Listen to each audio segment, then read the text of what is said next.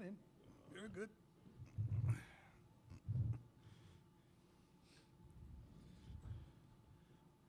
Couple of reminders here in the room. Anytime you ask a question for the first time to a new dais, please give your name and affiliation. Also a reminder that there's no flash photography or recording of any kind, including the cell phone and tablet use. All right, we're here at 11:50 with the Georgia Bulldogs. They're the number 9 seed in the Midwest region. They represent the Southeastern Conference. They will play number 9 Gonzaga tomorrow at 3:35. The head coach is Mike White. The men's basketball contact is Mike Mobley. We have Blue Kane and Silas Demery Jr. on the dais, and we'll go right to questions.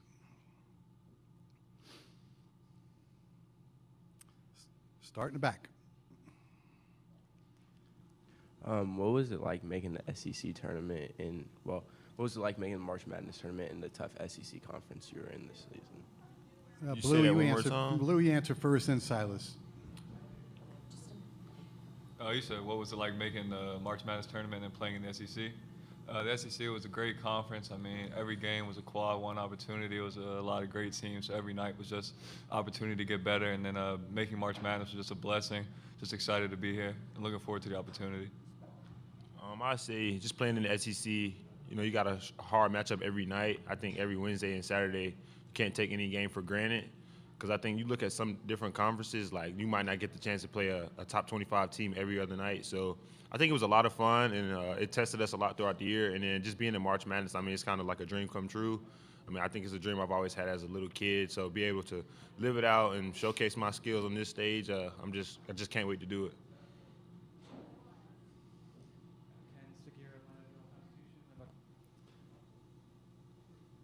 Question for both of you guys. Can you, after making it back getting into the tournament in the first time in a long time for Georgia, what does this mean in terms of maybe establishing legitimacy for you guys as a program? Silas, you're first this time, please. Like you said, it's just growth. We appreciate being able to be in the NIT last year and then making the jump to be able to make it to the tournament this year. Like I said, it's just growth, just being able to build every year. You don't want to look ahead. You want to be where your feet are. So right now we're just looking to make a run in the tournament right now and then worry about that after the season. So, question on the right-hand side. Kind of just piggybacking that off a little bit after kind of the season you guys have had where you started off hot, then you hit during the SEC play a little bit of the down and then finish strong. Just what is it like to be sitting up here in the NCAA tournament and, that the fact that a lot of you guys haven't really been in a place like this before?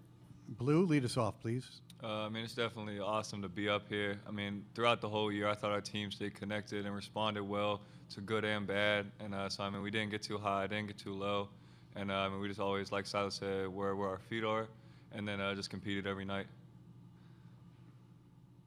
Stay right there on the right-hand side. During Selection Sunday, Coach talked about the resiliency of the team. How important do you feel like, or how well do you feel like this explains y'all's team? Silas? I would say resilience was a big part of our team. I think we went through 2 4-game losing streaks, and I think some teams can break during those times. And I think we kind of grew together. I think going on our 2-game road trip, we were gone for 5 days from school. We went and played a tough Texas team, then followed up a couple days later and played a South Carolina team. I think us just being together and being with each other all the time kind of made us grow together. I think we played Auburn on a Saturday. I think our effort was a lot better than the game we played before that. Even though we lost, I think we learned a lot from that game. And then following up, we had a great lift on that Sunday. Like, the camaraderie was off the charts. I think it's probably one of the best lifts we had all year. And then we went in and played a tough Florida team on Tuesday and came out with a big win. I think that kind of like that resilience, we were able to go through that and then go through our breakthrough, and then we ended on a strong 4-0 run and then lost a tough one against Oklahoma. But like you see, our resilience, we never gave up on ourselves. We always believed in our team. Blue, same question. Resiliency? Yeah, absolutely. Coach White talks about that every day in practice, and so, that's just a core belief. But, yeah, Silas said it. On the aisle, thank you. Question for Silas and Blue, Ken Segura, the AJC. Silas, you mentioned this being a dream come true. I'm curious for both you guys. Take me back to your first memories of the tournament, and where were you when you were taking counting down and taking shots and pretending you were winning. Was it the driveway, a park? Take me to that place. Blue, you start us off this time. Oh yeah, absolutely. I mean, every kid dreams of it, and like you said, just being in the driveway, counting down. You miss a shot, you add a couple more seconds, shoot it again. Absolutely, but yeah, I mean, it really is a dream come true, and I'm just excited to be here. Yeah, like Blue said, just being in that driveway, you might miss a shot, add a few seconds, but I think my core memory is probably just being in school when the teachers turn on those games. You ask the teacher, can she turn on the games? I think those are like my core memories, like just thinking while I'm doing work in class, like, man, I want to be there one day. I pray and hope to be there one day, and just to finally be here is just like a dream come true, and it's a blessing from God. I went to Millbrook High School.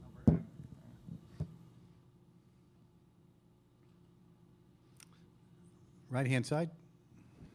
I don't know if you guys pay attention to all like the history-wise, but Georgia hasn't been to the tournament in a while. Do you guys take that on your shoulder and kind of use it as a force, like, hey, we got to win? I think it's been almost 30 years since Georgia has won in the NCAA tournament. Silas first. I say we kind of don't weigh it on our shoulders. I think it's just, like you say, it's obviously a big-time moment to be in, but you want to take it as it's just another game. Just a game to have fun, a game to get better, just enjoy the team you have. Like, you don't want to put too much pressure on one game. Obviously, we haven't won a game in a long time. Everybody wants to win a game, but just to be here and to finally know that Georgia is kind of moving back in the right direction, and this team has helped do that, I feel like we're in a good spot, and we're just going to go out with confidence tomorrow. Blue, about the history. What do you think? Yeah, I mean, it's definitely been a long time since we have been back here, but we're not just really satisfied being here. We're here to compete and win. So, I mean, yeah, we're just here to compete. All the way back. Hi, guys. Kind of building off that history question, Gonzaga is kind of a contrast where they've been 26 years in a row. What does that kind of say about the dominance of the program, and does that kind of change how you view, like, this team? Blue, please. Oh, yeah, I mean, they're definitely a very good program. They've had a lot of success over the year, a lot of great players, great coaching. But, I mean, again, we're just here to compete. We're not really worried about the name. Yeah, we're just here to compete. Silas, you want to talk about Gonzaga? They're a well-respected program. Like Blue said, we're just here to compete. Obviously, they have a history of making it to the Sweet 16. So I think we're just going out there, compete, put our best foot forward, not worry about the name, and just have fun, compete like Blue said.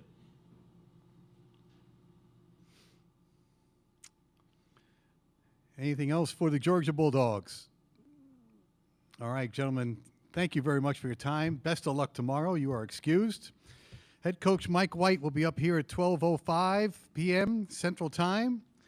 Georgia will play Gonzaga tomorrow in the day's second game.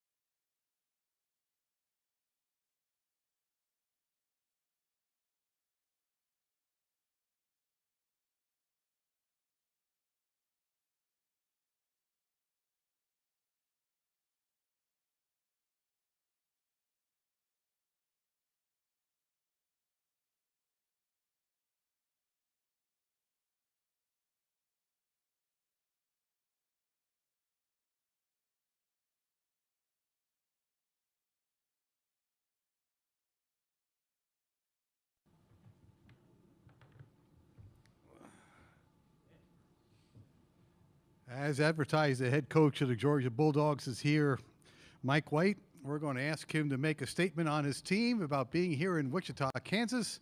Then we'll go to questions. Mike, please. Great to be here. Our guys are excited. I'm excited. Our staff's excited. I know our fan base is excited. Chuck's excited. Ready to have a good shoot around today in this arena and then go over to Wichita and have a great practice. That's it. We couldn't be more excited about being here. And our approach has been good. Gonzaga's terrific. And we anticipate playing well and it being a great game. Thank you. Questions start right here on the aisle. Mike, obviously you guys just got through playing a gauntlet of an SEC schedule, beating some good teams. How, in what ways can that experience help y'all in a game like this against Gonzaga tomorrow? Yeah, I think it's prepared us to be as resilient as just about any team in the country, which is really unique for the lack of experience that our group has. It shows the character and the connectivity, the mental toughness that our group has. We'll respond to adversities, to runs. What does that mean for the outcome of the game? Who knows? But it's a resilient group, and you've got to be resilient in situations like this against really good teams on the big stage because adversities are coming. 2 questions on the left-hand side. Go. Yeah, what have you seen out of R.J. Godfrey and what he's brought to the team this year, and how has his past NCAA tournament experience helped you guys, especially with preparation for this week? R.J.'s as consistent as anyone that I've coached. There's 2 or 3 other guys on this team uniquely that I would put in that category as well. His experience in going to the Elite Eight last year was some of the things that he's talked about, in meetings, in the apartment, in the locker room, in the film room, amongst us as a staff, hold weight because he's been there and he's done that. And he's not a guy chasing numbers. He makes winning plays. He's better than his numbers indicate. He's really valuable to this team and to this program. Yeah, Mike, you look at tomorrow and the stage and players rising to the occasion on the biggest stage. You look at Asa Newell. What is it about him that makes you believe he's ready for this big stage? He's unfazed. He has been since our first game. We knew a week in, probably a month in, that he was special. We're winding down here. He's never had a bad practice. He's never had a bad day. He's the same guy every day. He could start a game missing his first 4. He might make his next 4. His face expression is not going to change. He's still going to be compliant in terms of making winning plays, passing to the guy that's open, chasing offensive rebounds, closing out correctly. He's just he's a winning player. He's been a huge pleasure to coach. He's a great teammate. He is humility. He is consistency. He's a stud. Well, speaking of Asa, how much has it helped having his older brother on the team and helping him kind of navigate that spotlight as you kind of went through the season? Jaden's made a big impact on this program even before Asa got here, but he's been a positive impact on Asa, of course. He hasn't taken it easy on Asa, especially in that first couple weeks, 3-4 weeks of practice, where Asa knew he had his hands full, with other front court guys that have made him better, including his brother. And I'm sure there's a lot of mentorship that Jaden has provided Asa that we're not even aware about, as a staff. That those guys spend a lot of time together. They live together. Got a beautiful family. And Asa, obviously, deservedly so, is in a lot of the headlines, right? And individually, he's a terrific player. But Jaden means a lot to this program as well. All right, we're here, then we're on the aisle, and then over on the right-hand side in that order. Go, please. Mike, obviously a big challenge from a backcourt and front court standpoint in this ball game, specifically about Gonzaga's front court. Those guys are very adept at drawing fouls. I mean, very physical around the rim. the challenge for your big guys, not to be able to still defend the rim, but not get in early foul trouble in this one. Yeah, foul discipline's a big key to this game, particularly with Gonzaga's ability to convert. One of the best free throw shooting teams in the country. It's not just front court play; it's back court play as well. They've got guards that can make shots. Battle can sprint into him. He can drive it, create his own. Hickman's got a beautiful stroke. They've got guards off the bench that are really good, and they've got arguably the best passer in college basketball in Nembhard, who's just an unbelievable quick thinker and surgeon of a passer. Sees things before they happen, makes everyone around him better. Good speed, good player, just a really, really good player, and he makes those guys better. But our bigs got to be in full alert, and it starts the second that they get a defensive rebound or you score. Just it starts in transition for them. Their tempo is terrific. Their early post touches, their late post touches, their ball screen execution. Collectively, we've just got to be on point. We got to be really good defensively. It's one of the best offensive teams that we will have played all season. Okay, we're on the aisle. We got two on the right-hand side. Come back to these two here. Go, please. Mike, you're sharing your part of the bracket with two of the most successful teams in the programs in the country, Gonzaga and Houston. When you allow yourself to kind of dream or hope, would it be correct to assume that's kind of where you want to get to, where you're here every year and playing for titles? Yeah, I mean it's one day at a time for us. It's growth. We've spent 3 years rebuilding, and we're proud of where we are, but it's about Gonzaga, and that's it. That is it. It's about today and our preparation and playing really well and optimistically thinking if we play really well down the stretch, we'll have a chance. That's it. Everything else will take care of itself. Coach, your team is fairly fresh in NCAA tournament experience. You're going against a program with a whole lot of it. How do you attack that as a coach and kind of prepare your guys for what they're going to experience tomorrow and, moving on if you guys keep winning? We're attacking it with hunger, we're chasing it with excitement. We're going to play with joy. We're going to play with connection. Playing a program that's been to a bunch of Sweet 16s in a row, right? It's important to them. It's got to be important to us, just to play our best. But again, it's not nearly as much about outcomes for us right now. It's about playing well. It's just about playing well, and it's a big neutral site. We've had some neutral sites games against high-level opponents. This is elevated. I'd be lying if I didn't tell you that. We've hyped this thing up with our guys. It's the NCAA Tournament, right? It's the big stage. It's what our guys came to Georgia for. It's really exciting for them. We're not going to downplay that, but we're focused on playing well and being sharp today.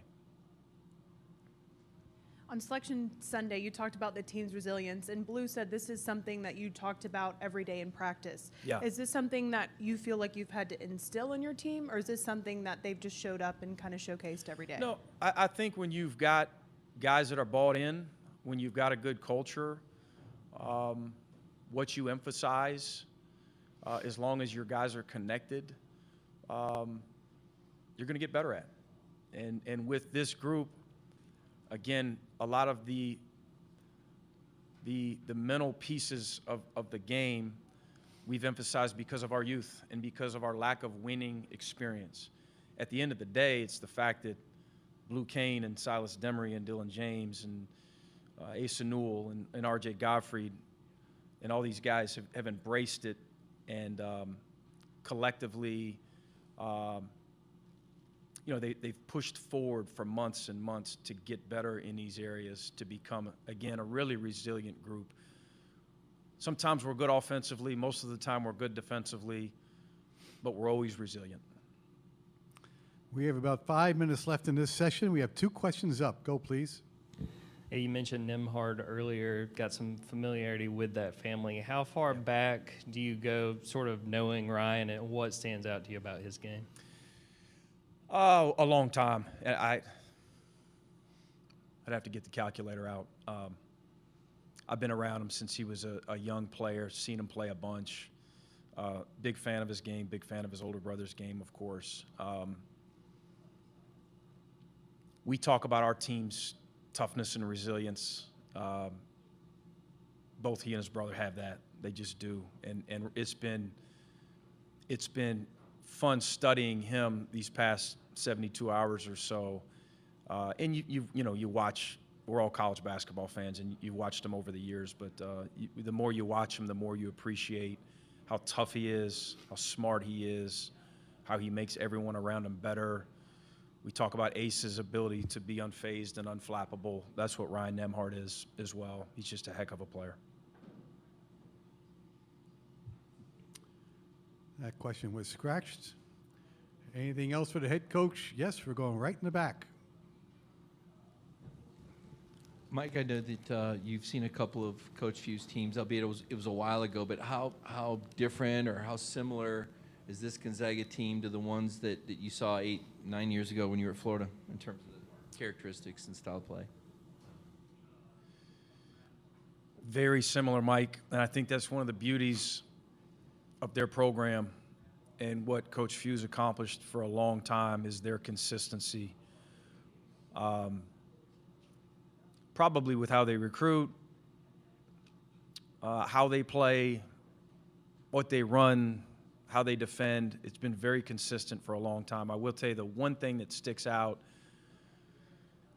that makes this team a little bit different than those other teams that we've competed against are the fact that there was probably more balance in their backcourt with three guards that were pretty similar as opposed to this team that's got a quarterback, and the nation's best passer next to some guys that score it, so they're a little bit more diverse, with their backcourt. Front court very similar, very deep,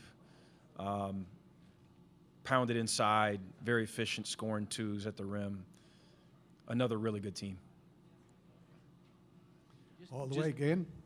And just to follow up, as far as coming to the NCAA tournament, different venue, same game, are there things that you do to help your team adjust to the NCAA tournament versus the SEC tournament versus the regular season?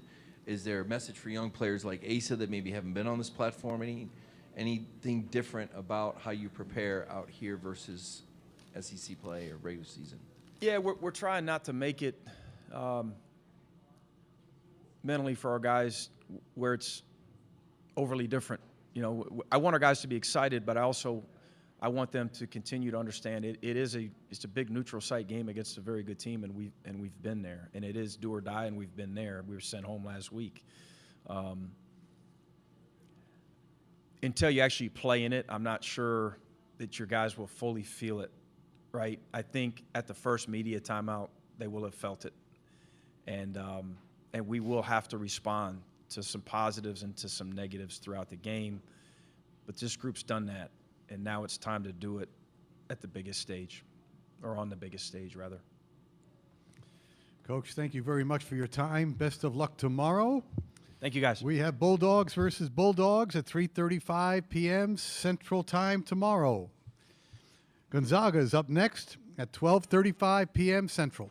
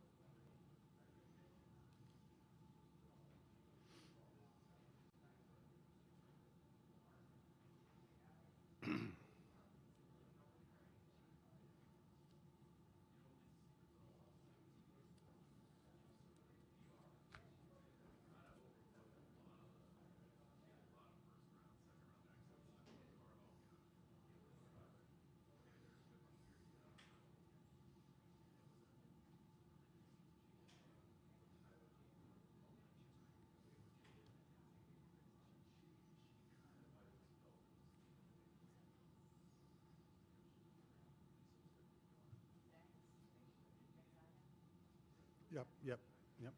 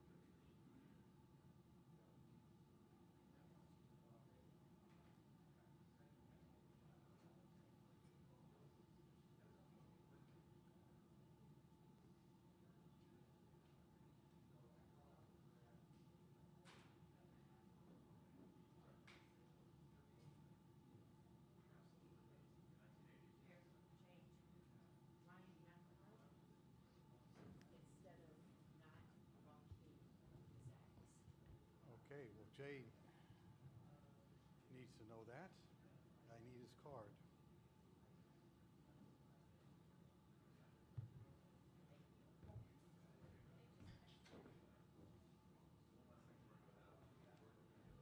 Thank you.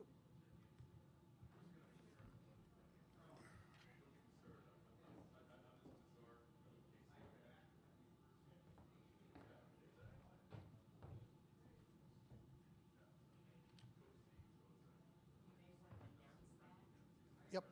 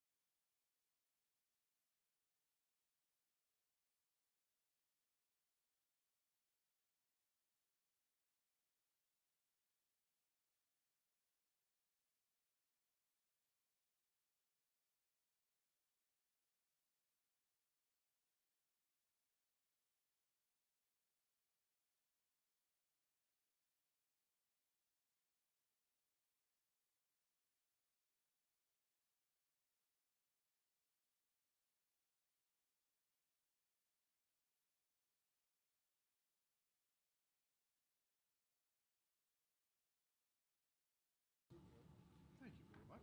My wife dresses me. Oh, I love that.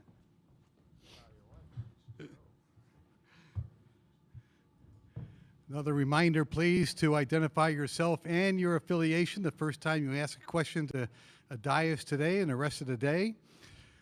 We have the Gonzaga University Bulldogs with us. They are the number 8 seed in the Midwest region. They are the West Coast Conference Tournament champions. They'll play number 9, Georgia, tomorrow at 3:35 Central Time. The head coach is Mark Few. The men's basketball contact is Barrett Henderson. On the dais, replacing Joaquim Aravmore is Ryan Nemhard. Also, Nolan Hickman and Graham Ike. And we will go right to questions. Questions, huh?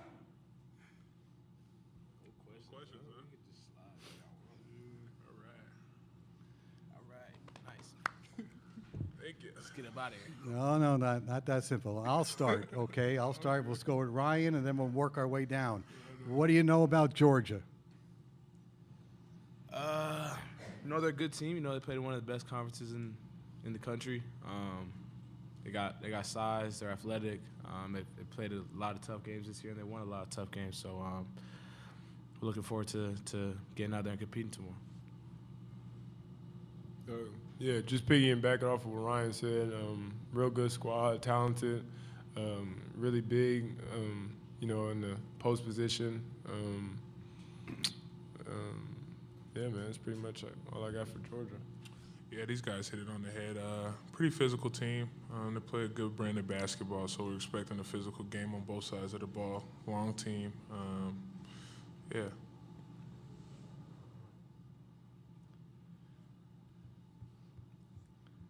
Okay, how about this one? In the last interview session, there was a lot made of Georgia not being in the tournament for 26 years, playing against a program that's here every single year. Do you think that makes a difference in the student athletes' minds? Start with Graham and come this way. It probably does make a difference. I don't know about for them, but for us, so we've been here before, so we have the experience. So we're kind of used to these kind of games and environments, so I think it does help us. Yeah, same what G said. He pretty much said it all. Yeah. That's why I picked him first. Yeah. I agree. Question right here in the last row. Hi, my name is Maggie. I'm with Derby High School. I just had a question. Like a lot of these other teams talk about their culture and how they're working together to get ready for the big game tomorrow. So how are you as a team building that culture? Or what's your motto for the games tomorrow? We'll start with Ryan and go that way. Yeah, I think our culture just starts with who we are as a program, the tradition in the Gonzaga program. I feel like the culture here is second to none, and that's built through years of different teams, camaraderie, and especially the way Coach Few is just so consistent every year and every day on what he brings to the table. So I think the culture is in us, and I think as a team we're just getting closer and closer as the year has been going on, and we're playing our best ball at the right time. So yeah, we're excited for tomorrow. Yeah, just to piggyback off what Ryan said, I think Coach does a great job giving us insight on our previous teams before us. Just how they approached every game, how they approached every practice down this stretch when they hit March and everything. And I think he does a really good job with that with all the teams. These were all the teams I've been a part of. I think he does a really good job at explaining that and making us understand that. Yeah, they hit it on the head.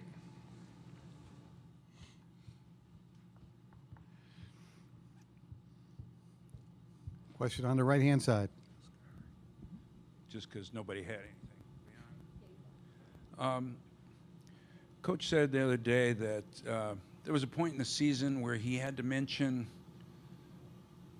you could play with a little more desperation. There's a lot at stake. Maybe there are streaks, in the balance. Do you guys remember him talking about anything like that? And he said particularly the seniors could feel it. Any thoughts or remembrances of how he approached you guys with that? Yeah, I think he honestly lets us know that around this time of year it's always desperate, and you gotta have a different urge to win when it comes down to this time of year. And yeah, he does a great job at trying to push that point through to us at practice. Even when we're having film sessions, we don't have a lot more of these coming left. So. Yeah, he just tries to make that a point to let us seniors know. Ryan, you want to weigh in on that? Sure. Yeah, if you're not desperate at this time of the year, you're going home. So it's win or go home at this point, and your season's done. So you have to be desperate. Every game matters. Every game is important. It's win or go home at this point. So if you're the least desperate team, is probably going to be going home and chilling on the couch. Anything else for the Bulldogs of Gonzaga? All right, one last question on the right-hand side. Hey guys, Noah Bolter with Nonstop Local. How different is it for guys who have played in this tournament before versus all the guys on teams who are making it for the first time? Nolan, start us off, then we'll go to Ryan and then Graham. Honestly, man, it's I would say just the whole experience here. When you hit March Madness, you hit the first round and everything. Just this, even media, all this plays a part in the experience of March Madness. And I think the first timers, it's a challenge for them, and it's something that they just haven't experienced before. And with us being here already, I think this is something that's usual, and it's easy for us. And I don't know, we understand how this thing goes. So I think that's pretty much the difference between newcomers and us seniors who's been in it for a while. Yeah, for sure. Like you said, I think the extracurricular, the media, the open gym practices, and all that those are the things that you experience for the first time. Those are the things that are a little bit different. But at the end of the day, when you get on that court, it's basketball. So after the first 4 minutes, everyone settle in, jitters probably be gone, and it's basketball at the end of the day. So, yeah. Yeah, to piggyback off these guys, I think for newcomers, like when you get in, I feel like something that can be new for them is maybe the highs and lows of March Madness. Not getting too high, not getting too low, but just trying to stay in the middle with it, because anything can happen around this time, as we saw last night. Follow up. Wow. Okay. I lost it. Give me a second. Okay. Anything else for the Zags? Okay, I'm back. Okay, ready. All right, we got it. So we know with football players, a lot of time they'll say, hey, that first hit, it's the chance to remember, hey, it's football. We're back. It's the game we've always played. What is that play for basketball players? What was the first part of what you said? So for football players, a lot of time you'll hear them say, hey, that first hit, when you hear the pads clicking, that's when you realize, okay, it's football. It's the same game we've always played. What's that play in basketball? I think it's like Nolan just said, either the tip-off or the first 4 minutes that sets the tone. Yeah, first media or something like that, for sure. First 4, for sure, yeah.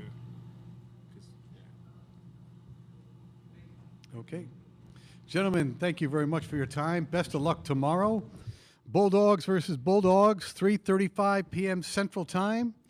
The head coach will be up here at 12:50 Central Time.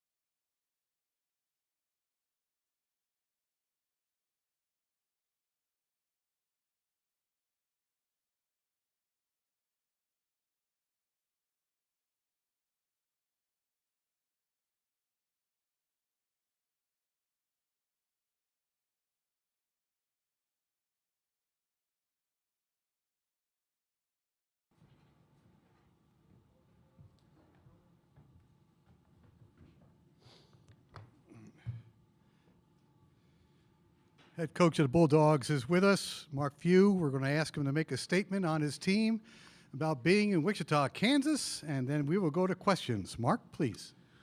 Yeah, well, it's awesome to be back in the NCAA tournament here. I think it's 27 straight for us, which is just an incredible accomplishment by our everybody, school, administration, program, players, coaching staff, fans, everything.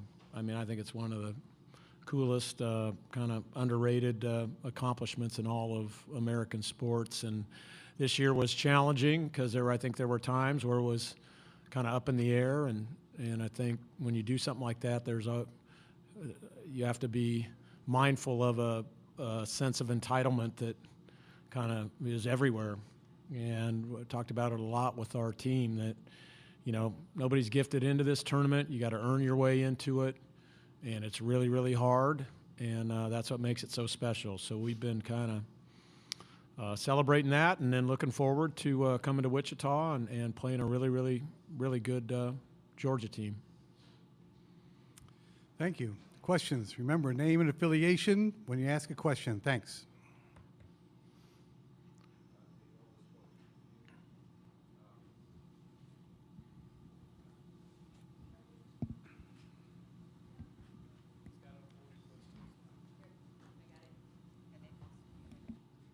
Thank you.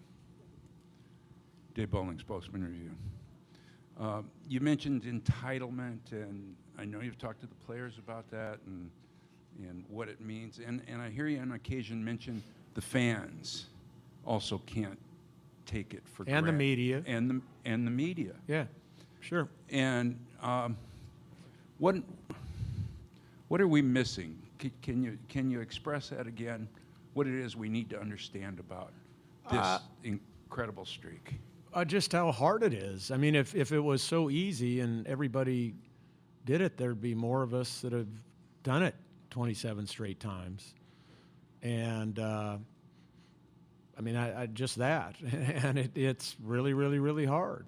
And there's some great teams out there. There's some really, really good teams out there. And there's obviously some hungry teams that would do anything. There's some players. We had two this year on our squad that had never been to the NCAA tournament, and they've been in basketball 5-6 years, and we're dying to come to a place that could get them to the NCAA tournament. And you factor that in over 365 teams. I mean, you know, there's only 68 slots, and so, I mean, I guess that's it, and it's human nature, right? I mean, when something happens over the course of time, I mean, I think we all just have a tendency to expect it to happen, and that's not the case. And that's what makes this tournament so cool and so fun and such an amazing, you know, worldwide sporting event.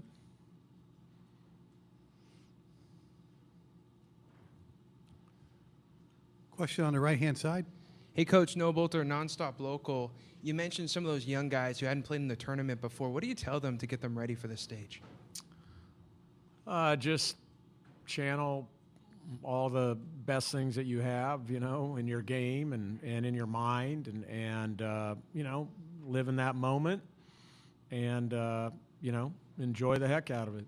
I mean, you know, it's just as I also tell them, like, you know, it's a one and done tournament where you can't have a bad afternoon or a bad night, and it's not so much whether you're making shots or you know, making perfect plays on defense. You just can't have a bad night in your effort and your energy, and then also your mental prep. You know, you got to be dialed into the scouts and hit all that. You're not going to play perfect, but you have to have perfect effort. Just a quick follow-up. We were speaking with some of the players a minute ago, and they mentioned how important those first 4 minutes are in a game of March, or in a game during March Madness. What can you do to get them ready for those first 4 minutes and to help them dominate? They're ready. I mean, I got guys that have played a lot of these games, so I mean, we're ready. And I mean, the first 4 is okay. I mean, there's 36 others. We better be good in the last 4 too. I mean, that's quite frankly, what we struggled in the most earlier in the year. So I'm probably more focusing on that than I am on the first four.